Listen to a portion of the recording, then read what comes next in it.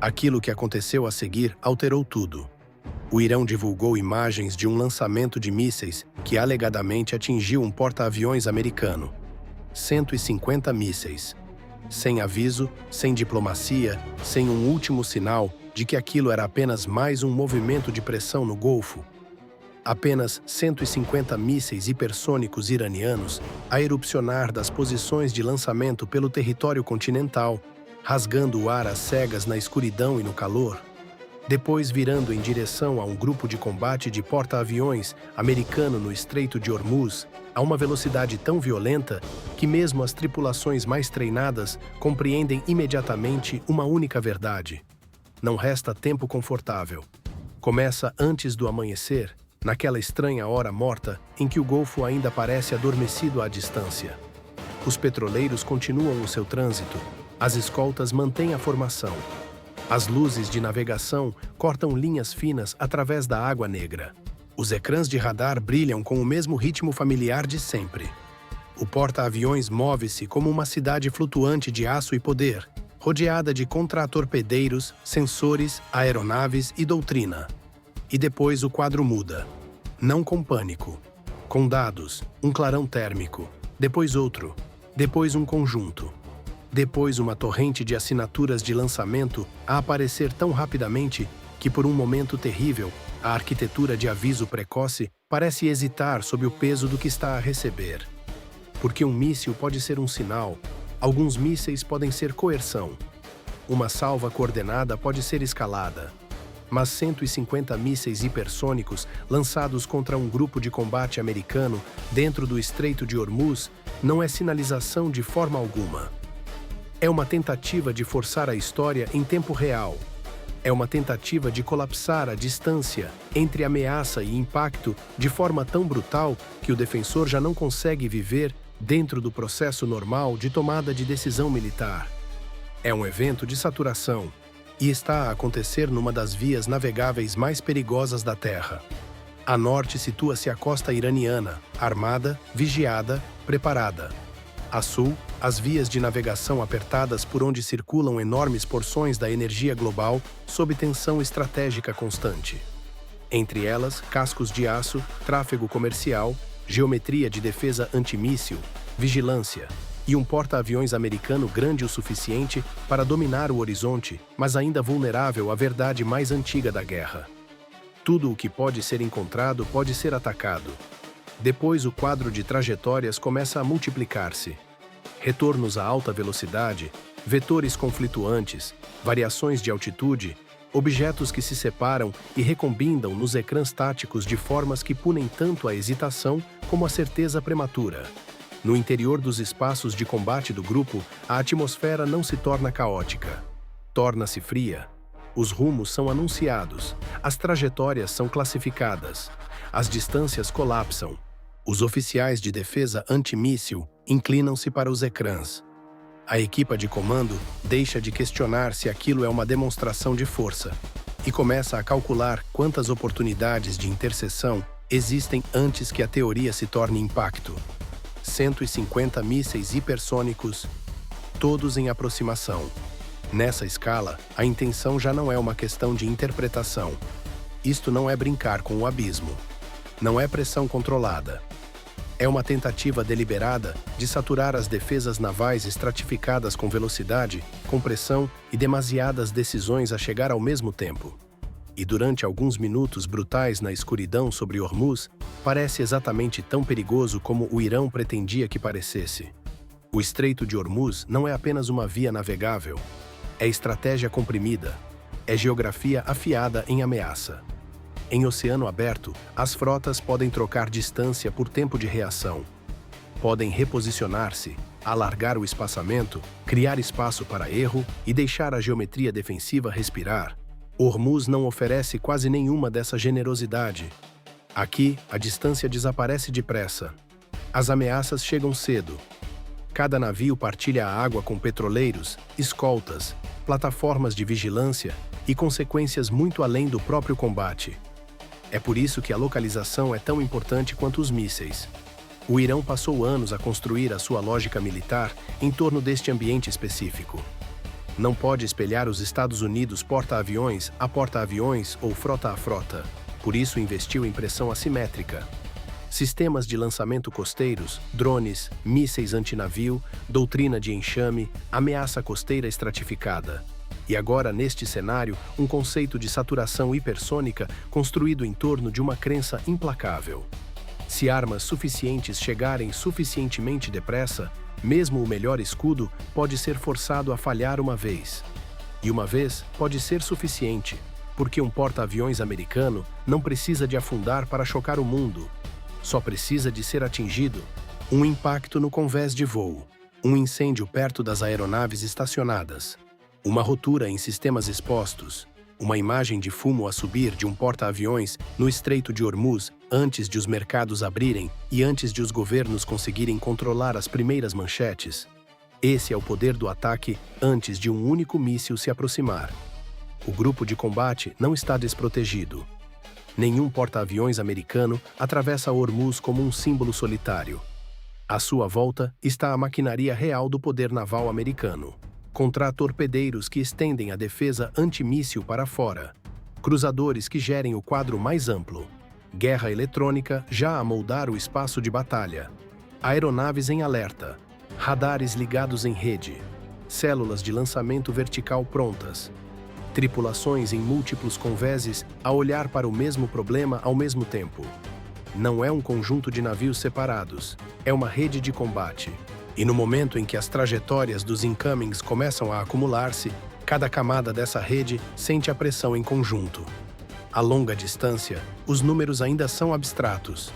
150 lançamentos, múltiplos corredores de aproximação, velocidade extremamente elevada, provável comportamento terminal com capacidade de manobra, possíveis perfis mistos, possível engano dentro da vaga, possível tentativa de dividir a resposta defensiva antes da finalização real. Ninguém tem tempo para a emoção. A emoção é lenta. A sequência é o que importa agora. Detecção, classificação, priorização, alocação de interseção, ataque eletrônico, disciplina de radar, controlo de fogo, prontidão para controlo de avarias. Um míssil moderno não precisa de afundar um porta-aviões para remodelar uma crise. Só precisa de criar imagens de chamas e vulnerabilidade num lugar onde a missão do navio é projetar certeza. É por isso que o perigo estratégico começa muito antes da descida terminal. Depois o ataque começa a revelar a sua estrutura. A vaga que se aproxima separa-se em camadas. Um grupo mais elevado permanece mais alto durante mais tempo, preservando a velocidade e exigindo atenção de mais longe. Outro grupo mantém-se mais plano, mais rápido, de perfil mais baixo, projetado para comprimir a janela temporal defensiva. Algumas trajetórias parecem serpentear, outras mantêm linhas mais limpas. Vários conjuntos alargam-se por setores como se forçassem o grupo a distribuir a sua atenção e os seus mísseis por mais espaço do que qualquer comandante quer gerir no mesmo minuto. A distância parece caótico. De dentro da rede defensiva parece desenhado. As guarnições de defesa aérea compreendem isso imediatamente. Isto não é apenas volume, é arquitetura. Um enxame concebido não só para atingir navios, mas para sobrecarregar a própria compreensão. As primeiras camadas defensivas americanas ativam-se à distância extrema. Os radares refinam. As bibliotecas de ameaças comparam assinaturas. A guerra eletrônica começa a interferir com o ambiente dos sistemas de guiamento. Os interseções são atribuídos não só por distância, mas por prioridade, alcance, comportamento previsto e a matemática brutal da conservação. Porque quando o número é tão elevado, cada disparo defensivo torna-se parte de uma equação de sobrevivência maior. Disparar cedo demais e os magazines começam a esvaziar-se antes de as ameaças mais difíceis chegarem. Disparar tarde demais e a geometria torna-se assassina. Esse é o verdadeiro poder do ataque hipersônico, não a velocidade sozinha. A compressão. Compressão do tempo, compressão da confiança. Compressão de cada processo humano e de máquina que normalmente mantém a defesa disciplinada ligeiramente à frente da catástrofe. Neste ponto, o grupo de combate está a lutar contra o relógio, tanto quanto contra os mísseis. Os primeiros interseções lançam-se, não dramaticamente, não em câmera lenta cinematográfica. Apenas erupções violentas dos convéses americanos enquanto as células de lançamento se abrem e os mísseis defensivos rasgam o ar às cegas na escuridão, subindo em direção a pontos de interseção previstos a velocidades que tornam o movimento normal sem sentido. Durante alguns segundos, o combate existe apenas em números. Trajetória 18, trajetória 31, trajetória 46. Atualizar, refinar, lançar, deslocar, reatribuir, perda de trajetória, readquirir, evento de separação, nova estimativa. O ataque hipersônico pune cada pressuposto. Pune o atraso, mas também pune a certeza prematura. Chega depressa demais para o conforto e demasiado complexo para a intuição fácil. Em algum lugar dentro dessa tempestade de cálculos, as tripulações começam a ver o problema real. Os 150 não estão a chegar como uma única parede limpa. Estão a chegar numa sequência concebida para quebrar sequências. Alguns parecem destinados a atrair disparos de longo alcance. Alguns destinam-se provavelmente a complicar o comportamento do radar. Alguns parecem sincronizados para chegar atrás da primeira vaga e explorar os interseções gastos, a atenção dividida e os setores já sob pressão. Os defensores não estão apenas a disparar contra mísseis, estão a combater um plano. E na primeira fase da batalha, é um plano assustadoramente bom. Os primeiros interseções exteriores começam a aparecer no quadro tático. Uma destruição, depois outra, depois vários retornos que simplesmente desaparecem onde a geometria defensiva alcança a vaga que se aproxima. Mas o céu ainda parece cheio. Essa é a violência psicológica do ataque de saturação. Pode estar a ter sucesso e ainda assim sentir que está a perder. Pode estar a destruir ameaças e ainda assim ver demasiadas a permanecer. Pode estar a fazer tudo corretamente e ainda assim compreender que o sucesso pode significar apenas encolher o desastre em vez de o evitar. A camada defensiva seguinte entra em ação. Mais interseções, mais reclassificação, mais decisões rápidas, à medida que a vaga que se aproxima continua a mudar de forma. Algumas ameaças descem, outras deslocam-se lateralmente o suficiente para distorcer a confiança.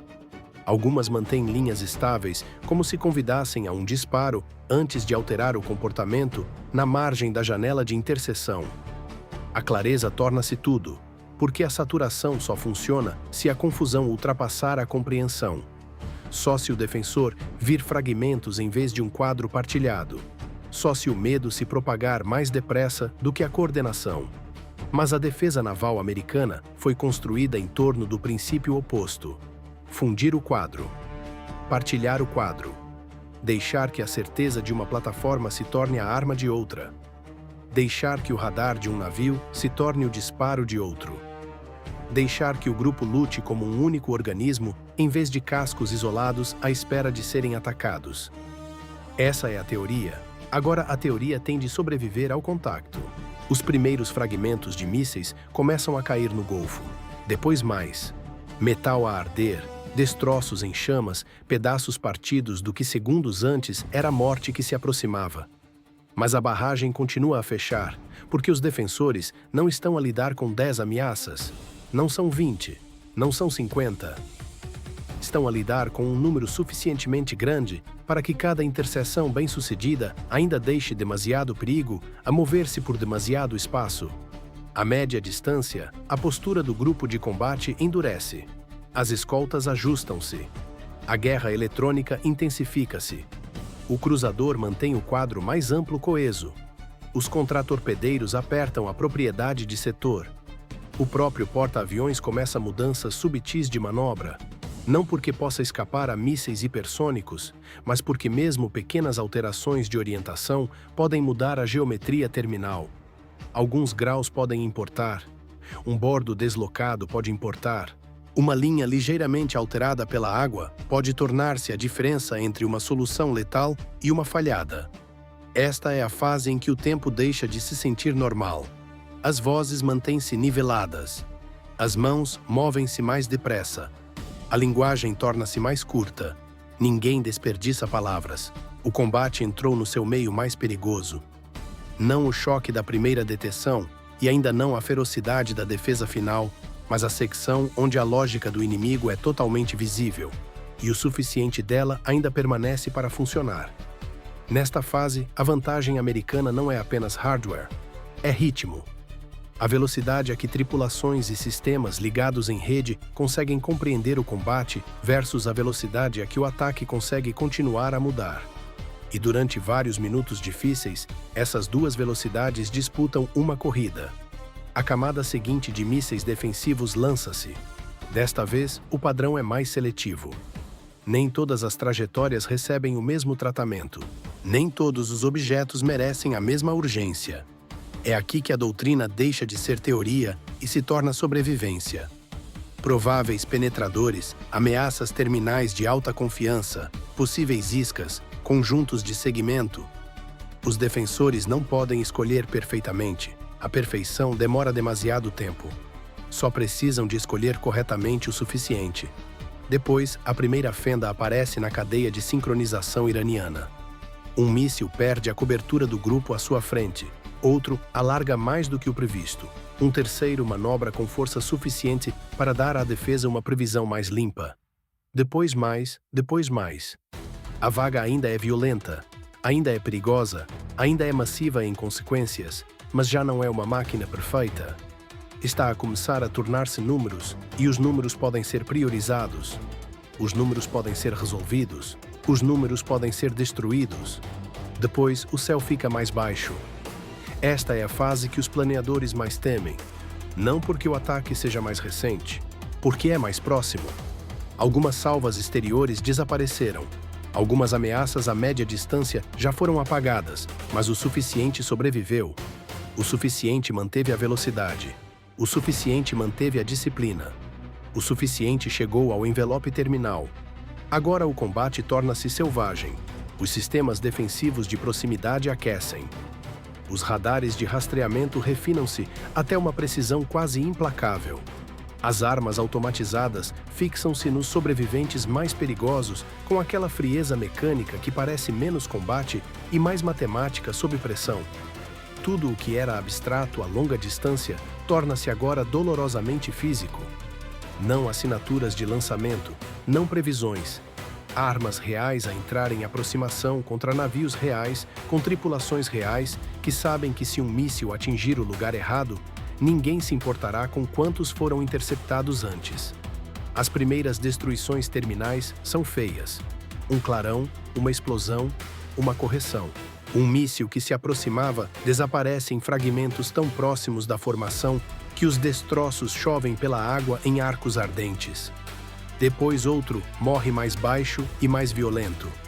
Um terceiro sobrevive mais tempo, serpenteando o suficiente para forçar todos os olhos da rede para a sua trajetória antes de um disparo defensivo tardio o despedaçar no flanco da formação. Ainda assim, o ataque não acabou. Um punhado de sobreviventes representa agora a verdade mais perigosa na guerra de mísseis. O resíduo da vaga pode importar mais do que a própria vaga. Não os 150 originais. Os poucos que permanecem após a defesa de longo alcance, o desgaste a média distância, a disrupção eletrônica e as repetidas tentativas de os separar do céu. Porque nesta fase, cada inbound sobrevivente já não é apenas um míssil. É um possível incêndio, uma possível brecha, uma possível imagem que poderia percorrer o mundo antes de o amanhecer acabar. Um míssil avança em direção ao ecrã exterior. Um contratorpedeiro dispara primeiro. A primeira solução defensiva falha na geometria. A segunda apanha o alvo em cima e despedaça-o em fragmentos em chamas. Mas a dispersão de fragmentos chega suficientemente perto para que cada marinheiro exposto ao ar compreenda quão fina se tornou a margem. Outro míssil aproxima-se mais baixo, mais rápido, mais brutal no perfil. O seu comportamento terminal parece concebido para arruinar a sincronização.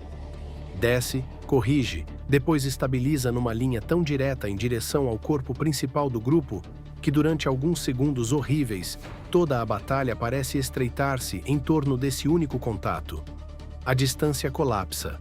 9 milhas. 7, 5. A rede converge. Múltiplos sistemas refinam. Uma escolta atribui. As defesas interiores do porta-aviões preparam-se.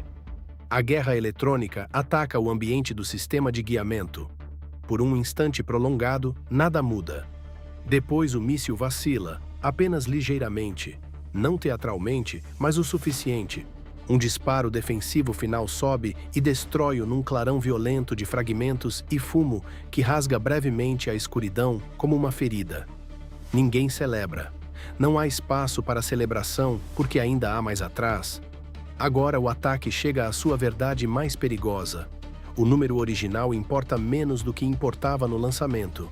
À distância, 150 era terror. Na defesa terminal, a batalha torna-se individual. Um míssil, depois outro, depois mais um. Cada sobrevivente parece enorme porque é singular. Cada um carrega agora o peso de tudo o que o enxame tentava alcançar. Um inbound divide-se amplamente para estibordo como se procurasse uma costura entre as escoltas. Outro mantém-se mais plano, forçando a lógica de envolvimento a baixa altitude. Um terceiro parece danificado, talvez a degradar-se sob pressão prévia. Mas dano não significa inofensivo à velocidade hipersônica. Um míssil em decomposição ainda pode matar. Um corpo a fragmentar-se ainda pode rasgar faces de radar. Aeronaves expostas, guarnições de convés, linhas de combustível, antenas, sistemas ópticos e toda a maquinaria que torna um porta-aviões mais do que um casco gigante. A resposta americana mantém-se disciplinada. Essa disciplina é o que quebra ataques como este. Não fúria, não bravata. Sequência. O sistema certo na distância certa contra a ameaça certa com o nível certo de confiança. É assim que a defesa estratificada sobrevive à saturação. Não ataca tudo com tudo. Absorve a vaga em anéis de distância e prioridade, depois destrói o que mais importa antes que o resto possa herdar geometria útil. E depois um míssil chega mais perto do que ninguém quer. Mais perto do que deveria. A sua trajetória estava escondida dentro do ruído proveniente de destroços em queda e destruições bem-sucedidas. Emerge tarde, baixo, ainda viciosamente rápido, angulando em direção ao bordo de proa do porta-aviões. Este é o momento que cada pessoa ligada à rede sente ao mesmo tempo, porque toda a doutrina tem estado a funcionar. Todas as camadas têm estado a aguentar. E ainda assim, uma ameaça encontrou água. O contratorpedeiro mais próximo abre primeiro. O disparo vai alto. Segue-se uma segunda solução. Quase. O míssil passa pela margem da janela e continua a avançar. Agora o problema pertence ao escudo interior do porta-aviões. É aqui que batalhas como esta se tornam inesquecíveis. As armas de proximidade abrem. Não soa heróico. Soa mecânico e implacável, como se o próprio navio se tivesse transformado numa máquina para despedaçar metal. Um fluxo de projéteis sobe para o caminho do míssil. Por um segundo impossível, o contato desaparece atrás de spray, traçantes, choque e fúria. Depois explode, mas não de forma limpa.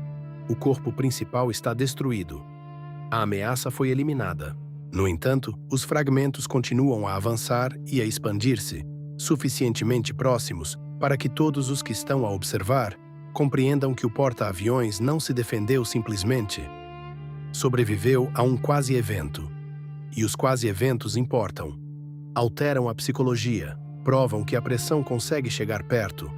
Os mísseis restantes que ainda se aproximam, os poucos ainda ligados, ainda a rastrear, ainda a fechar, chegam agora contra uma defesa que demonstrou duas coisas ao mesmo tempo. Pode ser posta sob pressão, e ainda é letal dentro dessa pressão. É o momento em que a sincronização iraniana começa verdadeiramente a falhar. Não porque os mísseis hesitem, porque a arquitetura por detrás deles deixa de chegar como um único golpe coerente. Alguns chegam cedo, alguns chegam tarde, alguns estão destruídos, alguns estão danificados. Alguns aproximam-se agora um a um, exatamente no tipo de espaço de envolvimento onde a defesa estratificada funciona melhor. É o momento em que o grupo de combate começa a retomar o controle da batalha. Mais destruições terminais, mais interseções limpas. Um inbound é abatido sobre o rastro de uma escolta. Outro desaparece do lado de bombordo. Um terceiro parte-se a uma altitude suficientemente alta para que os seus destroços caiam inofensivamente na água negra. O enxame já não é um enxame, é resíduo, e o resíduo ainda pode matar. É por isso que os segundos seguintes são os mais perigosos de todos.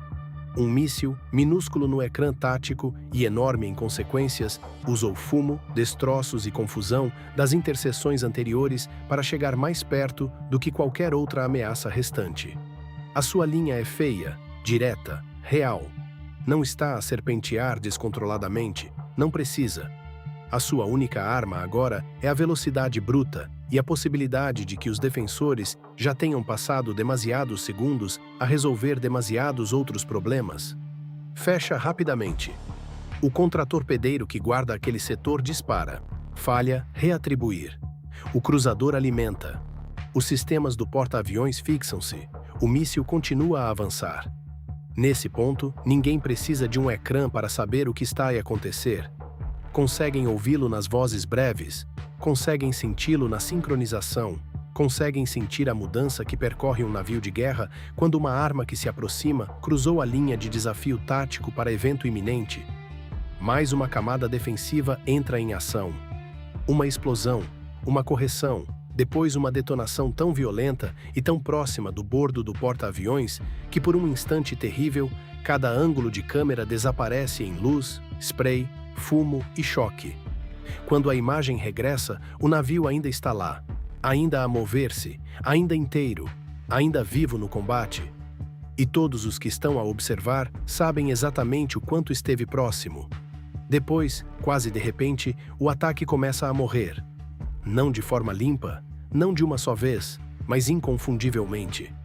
As trajetórias sobreviventes desaparecem sob o fogo estratificado. Algumas são interceptadas fora do anel final. Algumas são destruídas dentro dele. Algumas provavelmente falham sob dano acumulado, sincronização perturbada ou estresse impossível de tentar terminar um ataque de saturação que já não chega como um golpe unificado.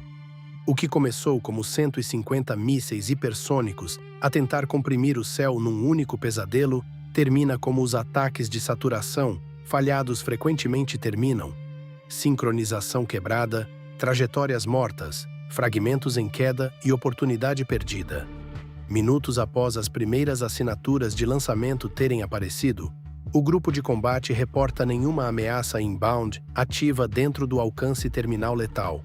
150 lançamentos, múltiplas vagas empenhadas, defesas exteriores testadas, defesas interiores postas sob pressão, vários quase-eventos sobrevividos.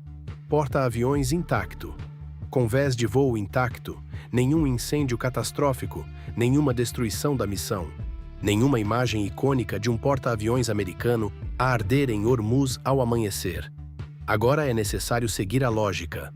O Irão, neste cenário, empenhou um enorme conceito de saturação hipersônica contra uma formação que vale dezenas de milhares de milhões, em navios, aeronaves, sensores, armas, pessoal e influência geopolítica. Tudo dentro de uma das vias navegáveis politicamente mais explosivas da Terra. Essa é a teoria da guerra de saturação. Não força igual, consequências desiguais. O atacante não precisa que todos os mísseis acertem. Precisa que um acerte de uma forma que o mundo não consiga esquecer. A resposta americana é cara. Os interseções são caros. A prontidão é cara. A profundidade dos magazines é cara. O desgaste nos sistemas é caro. O esforço de sobreviver a uma batalha como esta é caro. Mas o custo não é o primeiro número que importa quando um grupo de combate está a lutar pela sobrevivência sob ataque hipersônico. O resultado é: o porta-aviões sobrevive. As escoltas sobrevivem. A ala aérea sobrevive. A rede sobrevive. E o mundo não acorda com imagens de um porta-aviões americano a arder preso no Estreito de Hormuz. É por isso que o ataque falha estrategicamente, mesmo que prove algo profundamente perturbador. Porque prova algo. Prova que um porta-aviões em Hormuz pode ser posto sob pressão. prova que velocidade, compressão e volume de mísseis podem forçar mesmo a força naval mais avançada da Terra a um combate medido em segundos e geometria de quase catástrofe.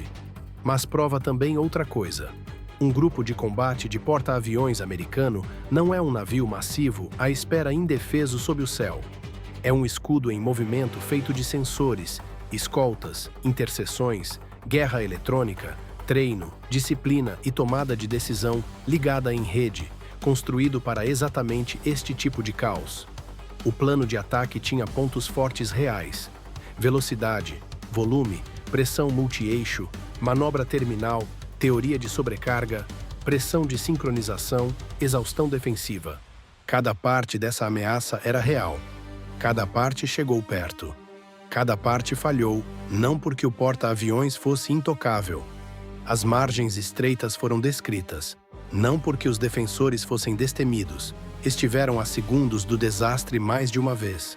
O ataque falhou porque o grupo de combate nunca combateu como navios separados a proteger cascos separados. Combateu como um único organismo, um único quadro, uma única cadeia de sincronização, um único escudo construído a partir de múltiplos radares, múltiplas células de lançamento, múltiplos ângulos de tiro, múltiplos convéses e múltiplas tripulações, a resolver o mesmo caos mais depressa do que o caos conseguia resolvê-las enquanto era despedaçado do céu. E no final, é isso que quebra a saturação. Não apenas melhores armas, não apenas navios maiores, melhor integração. Uma rede mais rápida de pessoas e sistemas a tomar decisões mais limpas sob pressão do que o ataque conseguia sustentar enquanto era destruído. Ao amanhecer, o porta-aviões ainda avança pelo Estreito de Hormuz. As equipas de controlo de avarias inspecionam as superfícies expostas em busca de danos por fragmentos. As escoltas avaliam os contadores de mísseis restantes. As guarnições de operações de voo avaliam a prontidão. As equipas de guerra eletrônica revêem o que a barragem tentou fazer ao espaço de batalha. E o convés de voo, a própria coisa que todo o ataque pretendia silenciar, aterrorizar ou destruir, está a preparar-se para voltar a operar. 150 mísseis hipersônicos vieram para um símbolo. Encontraram um sistema.